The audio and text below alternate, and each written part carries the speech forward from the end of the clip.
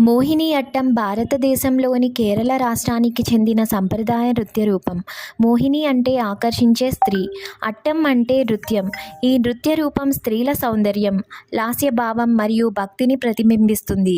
మోహిని అట్టం ఆరంభం దేవాలయ సంప్రదాయాలతో సంబంధం కలిగి ఉంది. హిందూ పురాణాల ప్రకారం విష్ణు భగవాన్ మోహిని అవతారంలో అవతరించి అసురులను మోహింపచేశాడని కథ ఉంది. ఆ పురాణ కథల ఆధారంగా ఈ నృత్యానికి మోహిని అట్టం అని పేరు వచ్చింది. మొదట్లో ఇది కేరళలోని దేవాలయాల్లో భక్తి కార్యక్రమాల భాగంగా ప్రదర్శించబడేది. మధ్యయుగ కాలంలో ఈ నృత్యం కొంతకాలం ప్రాధాన్యం కోల్పోయింది.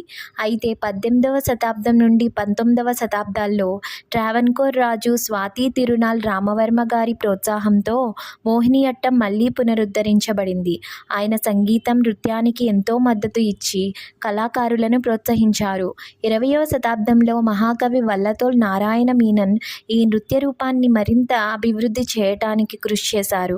ఆయన స్థాపించిన కేరళ కళామండలం సంస్థలో మోహిని అట్టానికి శిక్షణ అందించబడింది.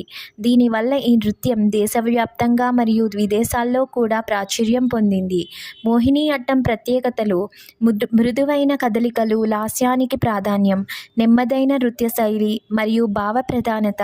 నర్తకులు తెలుపు రంగు చీరకు బంగారు అంచులు కలిగిన సాంప్రదాయ వస్త్రధారణతో జడలో పువ్వులతో అందంగా అలంకరించుకుంటారు.